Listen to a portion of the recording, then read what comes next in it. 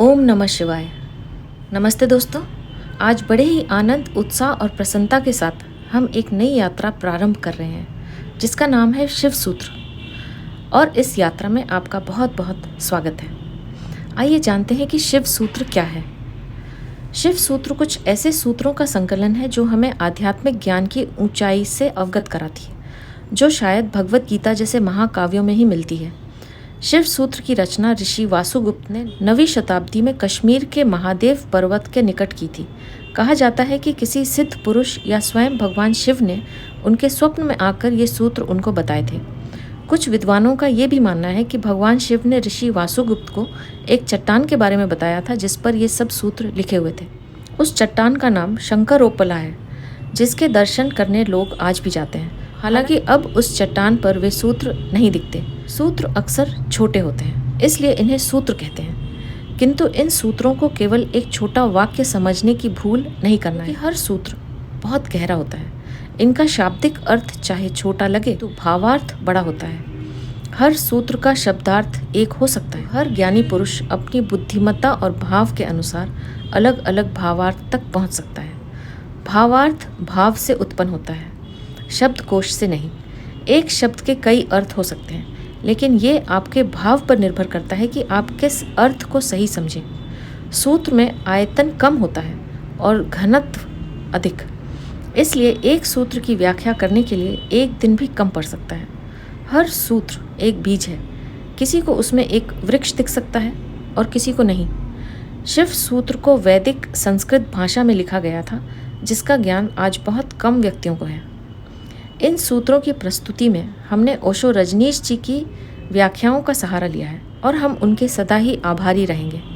उन्होंने जिस तरह से समझाया है वह अतुलनीय है। यदि आपकी आध्यात्म में रुचि है तो ये सूत्र आपको और गहरा उतारेंगे, और यदि रुचि न भी हो तो आपको इनके द्वारा बहुत कुछ जानने को मिलेगा। यानी जो भी इन सूत्रों को सुनेगा उन्हें लाभ होना अति निश्चित है। इन सूत्रों में बहुत गहन आत्मिक शक्ति है, जिनके द्वारा योगी आंतरिक एवं बाह्य दोनों तरह की जागरूकता का अनुभव करते हैं। हम ये बात आसानी से समझ सकेंगे यदि हमने इन सूत्रों को नमन पूर्वक और धैर्य से सुना या पढ़ा तो। दो बातें यहाँ स्मरण रखनी है। पहली बात, नमन का अर्थ ही है समर्पण। समर्पण के मार्ग से ही हमें कुछ मिलेगा। यदि हमने दिमाग लगाया तो हमारे हाथ कुछ भी नहीं लगेगा। दूसरी बात, जल्दबाजी नहीं करना है, धैर्य पूर्वक ही सुनना है। इन अनुभवों को प्रकट होने के लिए इन्हें अपना समय लेने देना है। हाँ, ये प्रकट होंगे, ये बात निश्चित है। शिव सूत्र में कुल 3 अध्याय और 77 सूत्र हैं। ये सूत्र संस्कृत में लिखे गए हैं। हम हिंदी में इनका अर्थ समझने का प्रयास करेंगे। ये सूत्र ऐसे बीज हैं जिन्हें हमें अपने दिमाग में नहीं, हृदय में बोना है। हृदय में ही ये अंकुरित होंगे और इनमें फूल लगेंगे, तभी हम इन्हें थोड़ा बहुत समझ पाएंगे। इसलिए जल्दबाजी नहीं करनी है। इन्हें सुनना है, इन्हें अपने में गहरे उतरने देना है। दिमाग नहीं लगाना है कि ये सही है या गलत है। इनके बारे में कोई निर्णय भी नहीं लेना है, तभी ये अपने रहस्य हम पर खोलेंगे। इन्हें गणित की तरह नहीं, कविता की तरह सुनना है। बार बार दोहराना पड़े तो वो भी करना है। बहुत सी मनोदशाओं में, चित्त दशाओं में, विभिन्न क्षणों में इनमें गहरा उतरने से धीरे धीरे इनके भाव हम पर प्रकट होने लगेंगे। मगर फिर भी हम इन्हें चुकता नहीं कर पाएंगे, क्योंकि कोई भी शास्त्र कभी चुकता नहीं होता। यही हमारे शास्त्रों की सुंदरता और गहनतम बात है। ओम नमः शिवाय। आइए प्रस्थान करते हैं इस नई यात्रा में, शिव सूत्रों की इस यात्रा में। और पहले सूत्र में आपका स्वागत है, अभिनंदन है। पहला सूत्र है चैतन्य आत्मा, यानी चैतन्य आत्मा है। चैतन्य हम सभी हैं, लेकिन आत्मा का हमें कोई पता नहीं चलता। अगर चैतन्य ही आत्मा है तो हम सभी को पता चल जाना चाहिए। हम सब चैतन्य हैं, लेकिन चैतन्य आत्मा है, इसका क्या अर्थ होगा? पहला अर्थ, इस जगत में सिर्फ चैतन्य ही हमारा अपना है। आत्मा का अर्थ होता है अपना, शेष सब पराया है। शेष कितना ही अपना लगे, पराया है। मित्र हो, प्रियजन हो, परिवार के लोग हों, धन हो, यश हो, पद प्रतिष्ठा हो, बड़ा साम्राज्य हो, वह सब जिसे हम कहते हैं मेरा है, वह धोखा है, क्योंकि वह सभी मृत्यु हमसे छीन लेगी। मृत्यु कसौटी है। कौन अपना है, कौन पराया है? मृत्यु जिससे हमें अलग कर दे वह पराया है, और मृत्यु हमें जिससे अलग न कर पाए वह अपना है। आत्मा का अर्थ है जो अपना है। लेकिन जैसे ही हम सोचते हैं अपना, वैसे ही दूसरा प्रवेश कर जाता है। अपने का मतलब ही होता है कोई दूसरा जो अपना है। हमें यह ख्याल ही नहीं आता कि हमारे अतिरिक्त हमारा अपना कोई भी नहीं है, हो भी नहीं सकता है। और जितनी देर हम भटकते रहेंगे इस धारा में कि कोई दूसरा अपना है, उतने ही दिन व्यर्थ गए, उतना जीवन अकारण बीता, उतना समय हमने सपने देखे, उतने समय में हम जाग सकते थे, मोक्ष हमारा होता, लेकिन हमने कचरा इकट्ठा किया। सिर्फ हम ही हमारे हैं, यह पहला सूत्र है। हमारे अतिरिक्त हमारा कोई भी नहीं। यह बड़ा क्रांतिकारी सूत्र है, बड़ा समाज विरोधी है, क्योंकि समाज जीता ही इसी आधार पर है कि दूसरे अपने हैं। जाति के लोग अपने हैं, देश के लोग अपने हैं। मेरा देश, मेरी जाति, मेरा धर्म, मेरा परिवार, मेरे का सारा खेल है। समाज जीता है मेरी की धारणा पर। इसलिए धर्म समाज विरोधी तत्व है। धर्म समाज से छुटकारा है, दूसरे से छुटकारा है। और धर्म कहता है तुम्हारे अतिरिक्त तुम्हारा और कोई भी नहीं है। ऊपर से देखें तो यह बड़ा स्वार्थी वचन मालूम पड़ेगा, क्योंकि यह तो यह बात हुई कि हम ही अपने हैं, तो तत्क्षण हमें लगता है कि यह तो स्वार्थ की बात है। यह स्वार्थ की बात नहीं है। अगर यह हमें ख्याल में आ जाए तो ही हमारे जीवन में परार्थ और परमार्थ पैदा होगा, क्योंकि जो अभी आत्मा के भाव से ही नहीं भरा है उसके जीवन में कोई परार्थ और कोई परमार्थ नहीं हो सकता। हम कहते हैं दूसरों को मेरा मेरा कहकर हम करते क्या है? मेरा तुम्हारा शोषण का हिस्सा है, फैलाव है। जिसको भी हम मेरा कहते हैं उसको हम गुलाम बनाते हैं। हम उसे अपने परिग्रह में परिवर्तित कर देते हैं। मेरी पत्नी, मेरा पति, मेरा बेटा, मेरी बेटी, मेरा पिता, हम करते रहते हैं। इस मेरे के पीछे, मेरे के पर्दे के पीछे हमारे संबंध का मूल आधार क्या है? हम शोषण करते हैं, हम दूसरे का उपयोग करते हैं। इस दूसरे के उपयोग को यदि हम सोचते हैं परार्थ है तो हम बड़ी भ्रांति में हैं। आँख दूसरे को देखती है, हाथ दूसरे को छूते हैं, मन दूसरे की सोचता है, और हम सदा अंधेरे में खड़े रह जाते हैं। हमारी हालत वही है जो दिए तले अंधेरे की होती है। दिए की रोशनी सब पर पड़ती है, सिर्फ दिए को छोड़ देती है। इसलिए हम भटकते हैं उस रोशनी में, सब तरफ, सब दिशाओं में यात्रा करते हैं, और एक अपरिचित रह जाता है, और वो हम स्वयं हैं। यह पहला सूत्र है, चैतन्य आत्मा। इस सूत्र को एक गहरे बीज की तरह हृदय में उतर जाने देना है। व्यर्थ है सारे जगत की यात्रा अगर हम अपने से ही अपरिचित रह गए। अगर स्वयं को न जान पाए और सब भी जान लिया तो वह सारा ज्ञान भी इकट्ठे जोड़ में अज्ञान सिद्ध होगा। अगर अपने को न देख पाए और सारा जगत देख डाला, चांद तारे छान डाले, तो भी हम अन्य ही रहेंगे, क्योंकि आँख तो उसी को मिलती है जो स्वयं को देख लेता है। ज्ञान तो उसी को मिलता है जो स्वयं से परिचित हो जाता है। जो चैतन्य से सर्व प्रकाश में नहा लेता है वही पवित्र है, और कोई तीर्थ नहीं है। चैतन्य तीर्थ है। चैतन्य हमारा स्वभाव है। उससे हम क्षण भर को भी पार नहीं गए हैं, लेकिन दिए तले अंधेरा है। हम उससे दूर जा भी नहीं सकते हैं, चाहे तो भी नहीं जा सकते हैं। भ्रम पैदा हो सकता है कि हम बहुत दूर चले गए हैं। हम संसार में सपना देख सकते हैं, लेकिन सपना सत्य नहीं हो सकता। सत्य तो सिर्फ एक बात है, और वह है हमारा चैतन्य स्वभाव। चैतन्य आत्मा है। पहली तो बात, हमारा सिवाय चैतन्य के और कोई भी नहीं है। यह भाव हमें सघन हो जाए तो संन्यास का जन्म हुआ, क्योंकि हमारे अतिरिक्त हमारा कोई हो सकता है, यही भाव संसार है। इसलिए पहले सूत्र में बड़ी क्रांति है, पहली चिंगारी है जो महादेव शिव जी फेंकते हैं हमारी तरफ, और वह यह है कि हम जान लें कि हम ही बस हमारे हैं, बाकी कोई हमारा नहीं है। इससे बड़ा विषाद मन को पकड़ेगा, क्योंकि हमने दूसरों के साथ संबंध बना रखे हैं, बड़े सपने सजा रखे हैं, दूसरों के साथ हमारी बड़ी आशाएं जुड़ी हैं। माँ देख रही है कि बेटा बड़ा होगा, बड़ी आशाएं जुड़ी हैं। पिता देख रहे हैं कि बेटा बड़ा होगा, बड़ी आशाएं जुड़ी हैं, और इन सारी आशाओं में हम अपने को खो रहे हैं। हमारे पिता भी इन्हीं आशाओं को कर कर के समाप्त हुए हैं हमारे लिए। हमसे उन्हें क्या मिला? यही आशाएं करके हम समाप्त हो जाएंगे। हमारे बच्चों से हमें कुछ मिलेगा नहीं, और हमारे बच्चे भी यही आशाएं जारी रखेंगे। वे अपने बच्चों से आशाएं करेंगे। नहीं, अपनी तरफ देखना है, न तो पीछे न आगे। कोई हमारा नहीं है, कोई बच्चा हमारा नहीं हो सकता, कोई संबंध हमारी आत्मा नहीं बन सकता।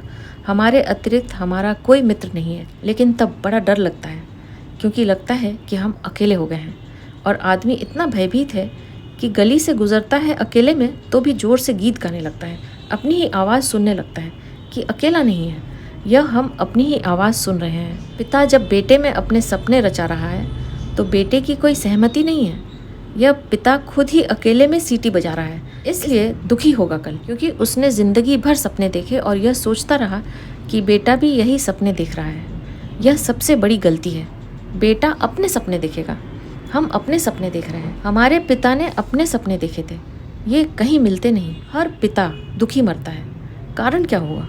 क्योंकि जो स्वप्न वो बांधता है वे सभी सपने बिखर जाते हैं। हर आदमी अपने सपने देखने को यहाँ है, हमारे सपने देखने को नहीं। और हमें अगर चाहिए कि एक आप्त स्थिति उपलब्ध हो जाए तो हमें सपने किसी और के साथ नहीं बांधना है, अन्यथा हम भटकेंगे। संसार का इतना ही अर्थ है कि हमने अपने सपने की नाव दूसरों के साथ बांध रखी है। संन्यास का अर्थ है हम जाग गए और हमने एक बात स्वीकार कर ली, कितनी ही कष्टदार हो, कितनी ही दुखपूर्ण मालूम पड़े और कितनी ही संघातक पीड़ा अनुभव हो कि हम अकेले हैं, सब संग साथ झूठा है। इसका यह अर्थ नहीं कि हम भाग जाएं हिमालय पर, क्योंकि जो अभी हिमालय की तरफ भाग रहा है उसे सब संसार सार्थक है, झूठा नहीं हुआ। क्योंकि जो चीज़ झूठ हो गई उससे भागने में भी कोई सार्थकता नहीं है। कोई भी सुबह जागकर भागता नहीं कि सपना झूठा है, भागो इस घर से। सपना झूठा हो गया, बात खत्म हो गई। भागने की कोई भी ज़रूरत नहीं है, तो झंझट पीछे चली जाएगी। हम जहाँ हैं वहीं रहना है, रत्ती भर भी बाहर कोई फर्क करने की आवश्यकता नहीं। लेकिन भीतर हमें अकेले हो जाना है, भीतर हमें कैवल्य को अनुभव करना है कि हम अकेले हैं, कोई संगी साथी नहीं है। और यह हमें दोहराना नहीं है, क्योंकि दोहराने की कोई ज़रूरत नहीं है कि रोज़ सुबह बैठकर हम दोहराएं कि हम अकेले हैं, कोई संगी साथी नहीं है। इससे कुछ भी नहीं होगा। यह दोहराना तो सिर्फ यही बताएगा कि हमें अभी ख्याल नहीं हुआ है। इसे समझना है। यह तथ्य है कि हम अकेले हैं, समझने में अड़चन है, वही तपश्चर्या है। तप का अर्थ यह नहीं कि हम धूप में खड़े हो जाएं। आदमी को छोड़कर भी पशु पक्षी धूप में खड़े हैं, उनमें से कोई भी मोक्ष नहीं चला जा रहा है। और तप का अर्थ यह भी नहीं कि हम भूखे खड़े रहें, अनशन कर लें, उपवास कर लें, क्योंकि आधी दुनिया वैसे ही भूखी मर रही है। कोई उपवास करके मोक्ष नहीं पहुंच जाता। शरीर को गला दो, जला दो, उससे कुछ हल नहीं होगा। वह सिर्फ आत्महिंसा है और महानतम पाप है। दूसरों को भूखा मारना अगर गलत है तो खुद को भूखा मारना सही कैसे हो सकता है? दूसरे को सताना अगर हिंसा है तो खुद को सताना अहिंसा कैसे हो सकता है? सताने में हिंसा है।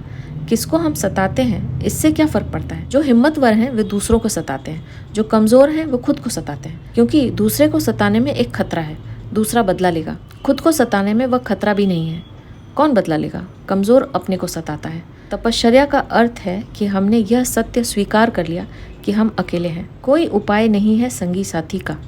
हम कितना भी चाहें, कितना ही आंखें बंद करें, सपना देखें, हम अकेले ही रहेंगे। जन्मों जन्मों से हमने घर बसाए, परिवार बसाए, मिटाए, लेकिन हम अकेले ही रहे। हमारे अकेलेपन में रत्ती भर भी फर्क नहीं पड़ता। जिसने यह जान लिया, स्वीकार कर लिया कि हम अकेले हैं, उसके लिए इंगित है इस सूत्र में चैतन्य आत्मा है, वही हमारा है और कोई हमारा नहीं है। और दूसरी बात जो इस सूत्र में है वह है चैतन्य। आत्मा कोई सिद्धांत नहीं है कि हम शास्त्र में पढ़ें और मान लें। जैसे गुरुत्व आकर्षण का सिद्धांत है, ऐसा कोई सिद्धांत नहीं है। आत्मा एक अनुभव है, सिद्धांत नहीं। और अनुभव है चैतन्य की तीव्रता का। इसलिए हम जितने चैतन्य होते जाएंगे उतना ही हमें आत्मा का पता चलेगा। हम जितने बेहोश होते चले जाएंगे उतना ही हमें अपना पता नहीं चलेगा और हम करीब करीब बेहोश हैं। जो आत्मा को जानना चाहता है उसे किसी दर्शन शाख की ज़रूरत नहीं है, उसे चैतन्य को जगाने की प्रक्रिया चाहिए, उसे विधि चाहिए जिससे वह ज़्यादा चैतन्य हो जाए। जैसे कि आग को हम उकसाते हैं, राख जम जाती है, हम उकसा देते हैं, राख झड़ जाती है और अंगारे झलकने लगते हैं। ऐसी हमें कोई प्रक्रिया चाहिए जिससे हमारी राख झड़े और अंगार चमके, क्योंकि उसी चमक में हम पहचानेंगे कि हम चैतन्य हैं। और जितने हम चैतन्य हैं उतने ही हम आत्मवान हैं। जिस दिन हम पाएंगे कि हम परम चैतन्य हैं उस दिन हम परमात्मा हैं। हमारी चेतना की मात्रा ही हमारी आत्मा की मात्रा होगी। लेकिन अभी हम करीब करीब बेहोश हैं। अभी हम चल रहे हैं, उठ रहे हैं, काम कर रहे हैं, लेकिन जैसे नींद में। होश हमें नहीं है। कभी हमने ख्याल किया कि किताब पढ़ते वक्त हम पूरा पेज पढ़ जाते हैं, तब हमें ख्याल आता है कि पूरा पेज पढ़ लिया और एक शब्द याद नहीं। हमने कैसे पढ़ा होगा पूरा पेज? हम पढ़ सकते हैं सोए सोए, मन कहीं और रहा होगा। हम तो पढ़ गए, तब हमें होश आया और पता चला कि पूरा पेज व्यर्थ गया। हम कई बार रास्ते से चलते हैं, हम पूरा रास्ता चल जाते हैं और हमें ख्याल आता है कि हम चल रहे हैं। हम काम करते हैं और हमें पता भी नहीं चलता कि हम क्या कर रहे हैं। हम बेहोशी में जी रहे हैं और चैतन्य आत्मा है। और हम पूछते हैं आत्मा क्या है। हम चाहते हैं कोई प्रमाण दे, हम चाहते हैं कोई सिद्ध करे, कोई तर्क से हमें समझा दे कि हम भी मान लें, नहीं तो हम नास्तिक हो जाएंगे। नास्तिकता बेहोशी का सहज परिणाम है, आस्तिकता होश का फल है। तो ज़रूरत नहीं है कि हम माने कि आत्मा है, क्योंकि कई नासमझ मान रहे हैं, उससे कुछ हल नहीं होता। हमारे देश में तो सभी मानते हैं कि आत्मा है, लेकिन इससे क्या फ़र्क पड़ता है? हमारे जीवन में कोई क्रांति इससे आती नहीं। शायद हम इसलिए मान लेते हैं क्योंकि हज़ारों साल से दोहराया जा रहा है। सुनते सुनते हम भूल ही गए हैं कि इस संबंध में सोचना भी है। सुनते सुनते पुनरुक्ति से हम सम्मोहित हो जाते हैं। एक ही बात बार बार दोहराई चली जाए तो हम भूल जाते हैं कि वह संदिग्ध है, संदेह किया जा सकता है, विचार किया जा सकता है। और फिर आत्मा है, इससे हमें बड़ा संतोष भी मिलता है। शरीर मरेगा और आत्मा कभी नहीं मरेगी। अग्नि उसे जलाएगी नहीं, मृत्यु उसका कुछ बिगाड़ नहीं सकेगी। इससे हमें बड़ी सांत्वना मिलती है। पर सांत्वना सत्य नहीं है। आत्मा को कोई न तो स्वीकार कर सकता है सिद्धांत की तरह, और न पुनरुक्ति की तरह कोई सम्मोहित हो सकता है। आत्मा को केवल वे ही लोग जान पाते हैं जो लोग चैतन्य को बढ़ाते हैं। तो हमें क्या करना है? हमें इस तरह जीना है कि हम पर राख इकट्ठी न हो। इस तरह जीना है कि हमारे भीतर का अंगारा जलता रहे, प्रकाशित रहे। इस तरह जीना है कि प्रति क्षण हम होश में रहें, बेहोश नहीं। हम जब भी आंखें खोलकर देखते हैं, सब तरफ हम कुरूपता और दुख पाते हैं। जब हम बेहोश होते हैं तब सब ठीक लगता है, इसलिए हमें तकलीफ मालूम पड़ती है। चैतन्य आत्मा असंभव लगता है। दुख से गुजरना होगा, उसको ही तपश्चर्या कहते हैं। जब कोई व्यक्ति जागना शुरू करता है तो पहले उसे दुख में से गुजरना होगा, क्योंकि हमने जन्मों जन्मों तक दुख अपने चारों तरफ निर्मित किए हैं। कौन उनमें से गुजरेगा अगर हम न गुजरे तो? इसको हमने कर्म कहा है। कर्म का कुल इतना अर्थ है कि हमने जन्मों जन्मों तक चारों तरफ दुख निर्मित किए हैं। जाने अनजाने हमने दुख की फसल बोई है, तो अब काटेगा कौन? तो जब भी हम होश में आते हैं, हमें फसल दिखाई पड़ती है, बड़ी लंबी। इस खेत से हमें गुजरना पड़ेगा। डर के मारे हम वहीं बैठ जाते हैं और फिर आंखें बंद करके बेहोशी में चले जाते हैं कि यह बहुत झंझट का काम है। लेकिन जितना हम बेहोशी में रहेंगे, उतनी यह फसल बढ़ती जाएगी। हर जन्म हमारे कर्म की श्रृंखला में कुछ और जोड़ जाता है, घटाता नहीं है। हम और भी गर्त में उतरते जाते हैं, नरक और करीब आ जाता है। अगर हम होश से भरेंगे तो पहली तो घटना यह घटने वाली है कि हमारे जीवन में चारों तरफ दुख दिखाई पड़ेगा, नरक दिखाई पड़ेगा, क्योंकि हमने ही उसे निर्मित किया है। और अगर हमने हिम्मत रखी, साहस रखा और हम उस दुख से गुजर गए, तो जिस दुख से हम सचेतन रूप से गुजर जाएंगे, वह फसल कट गई। उन दुखों से हमें फिर नहीं गुजरना पड़ेगा। और अगर एक बार हम इस सारी दुख की श्रृंखला से गुजर जाएं, कर्म की श्रृंखला से, क्योंकि वे हमारी आत्मा की चारों तरफ बंधी हुई जंजीरें हैं, अगर हम उन सब से गुजर जाएं और होश न खोएं और हिम्मत जारी रखें, तो कोई फ़र्क नहीं है। जितना दुख हमने पैदा किया है, हम उससे गुजरेंगे, हम अंत तक जाएंगे। हम उस प्रथम घड़ी तक जाना चाहते हैं जब हम निर्दोष थे और दुख की यात्रा शुरू नहीं हुई थी, जब हमारी आत्मा परम पवित्र थी और हमने कुछ भी संग्रह नहीं किया था दुख का। हम उस समय तक प्रवेश करेंगे ही, चाहे कुछ भी परिणाम हो, कितना ही दुख, कितनी ही पीड़ा हो। अगर हमने इतना साहस रखा तो आज नहीं तो कल दुख के पार होकर हम उस जगह पहुंच जाएंगे जहां महादेव शिव जी का यह सूत्र हमें समझ में आएगा कि चैतन्य आत्मा है।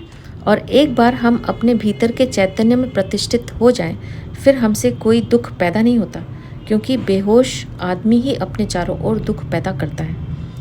ऐसा कभी नहीं हो सकता कि हम नेकी करें और फल हमें बदी मिले। हो नहीं सकता कि हम आम के बीज बोएं और नीम के फल लगें। ऐसा हो नहीं सकता। इतना ही हो सकता है कि हमने ऐसी बेहोशी में बोए हमने नीम के ही बीज होंगे।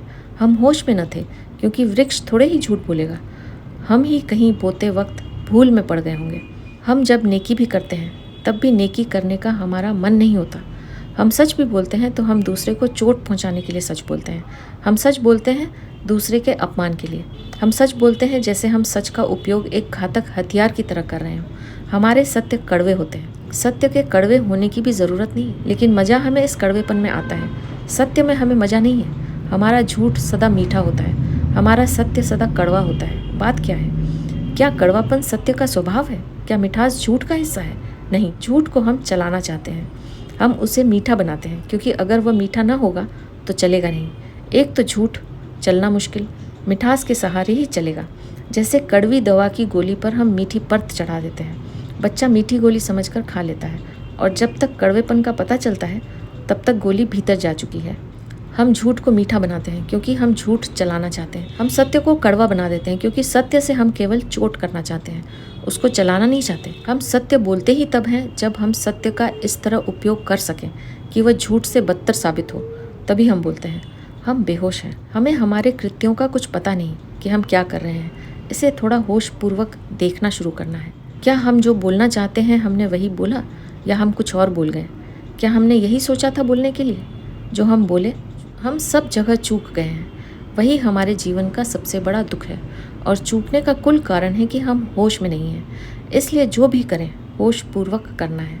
उठना है होशपूर्वक, चलना है होशपूर्वक, विवेक से चलना है, विवेक से बैठना है, विवेक से भोजन करना है, विवेक से बोलना है। जो सोया सोया जी रहा है वह असाधु है, जो जागा जागा जी रहा है वह साधु। यही महादेव शिव जी कह रहे हैं। चैतन्य आत्मा, चैतन्य को बढ़ाओ। धीरे धीरे आत्मा की झलक हमारे जीवन में आनी ही आनी है। तो यह था पहला सूत्र। अब मैं आपसे आज्ञा लूँगी। आपका बहुत बहुत धन्यवाद। ओम नमः शिवाय।